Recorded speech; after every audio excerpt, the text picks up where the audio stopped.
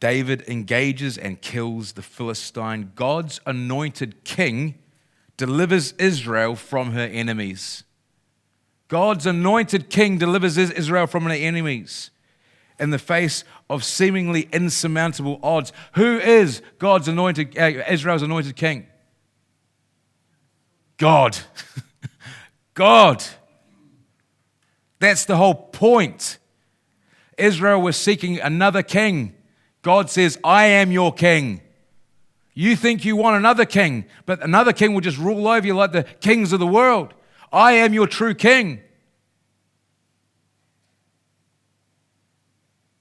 David didn't fight for Israel. God fought for Israel. God fought for Israel. God freed his people. Sounds familiar, doesn't it? It all sounds very familiar. Who is Israel's king? The Lord is Israel's king. It is God who fights for Israel. Yahweh saves. Yahweh saves. Jesus. Yahweh saves. Jesus. God to the rescue. Jesus is the King of Israel. Jesus, the Son of the living God, is the King of Israel. And all of this is a picture of the true King. All of this is a picture of the true David, the greater David. Jesus leaves his place and goes into the world where the battle rages hottest and represents the Father to his brothers. Jesus goes to where that battle is raging to represent his Father. Jesus carries the message from his Father. Jesus is the representative. I want you to think about this. David and Goliath stands on behalf of the forces of the Philistines. David stands on behalf of the forces of Israel. If David loses the battle with Goliath, Israel lose. David, if he loses, his loss will be accredited to Israel. David's loss is Israel's loss. David's victory is Israel's victory. David represents in that battle all of Israel. He stands in their place, in their stead, and his victory is their victory. Jesus stands in the place of all humanity, and Jesus' victory is applied to, it is credited to those who accept Jesus' sacrifice for them. He is the one who stands in our place. His victory is our victory. He is what theologians would call our federal head. He is the chief of our clan. He represents us. His victory is accredited to us, just as David's victory is accredited to all of Israel.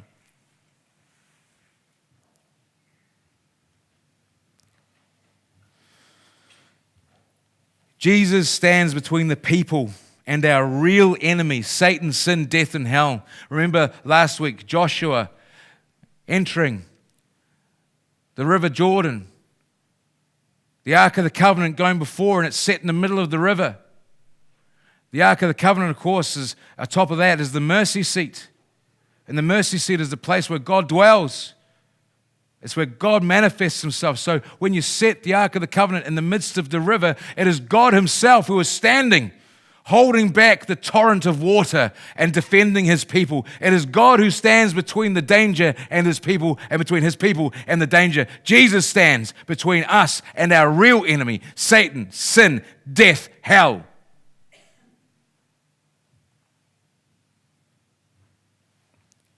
And David's victory is all of Israel's victory. Jesus' victory is our victory. It is only when we accept that Jesus has won our victory over our real and true enemy, the enemy of our hearts, that we can live victorious lives of freedom from guilt, sin, and shame. We must turn to Jesus. He is the greater David. He is the one who will crush the enemies of our heart. He is the one who will crush the idols that we have set up in our hearts that have enslaved us and put us into a pattern where we live lives of chaos, sacrificing to that which will not satisfy.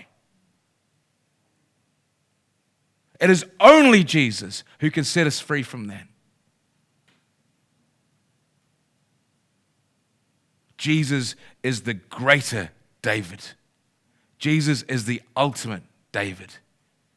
And we struggle in life because we refuse to accept the victory he has already won. And we cower before our enemies, whether they are internal enemies of the idols that we have created in our own imagination, or they are external enemies of those who oppose the armies of the living God. We fear our enemies and the thought of what we might lose if we crush those idols internally or externally. And so in doing so, we hang on to those idols, refusing to accept the victory that Jesus has won, and therefore remain enslaved by all kinds of things. It is only when we accept the truth that Jesus crushes the idols of our imagination so that we can see the true and living God for who he is and follow him and worship him as he directs, that we can be free from all of our internal and external enemies. Jesus has won a victory, and it's only when we embrace the victory that Jesus won that we can live victorious lives here in this world and into the next.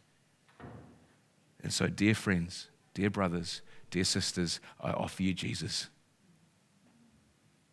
Amen.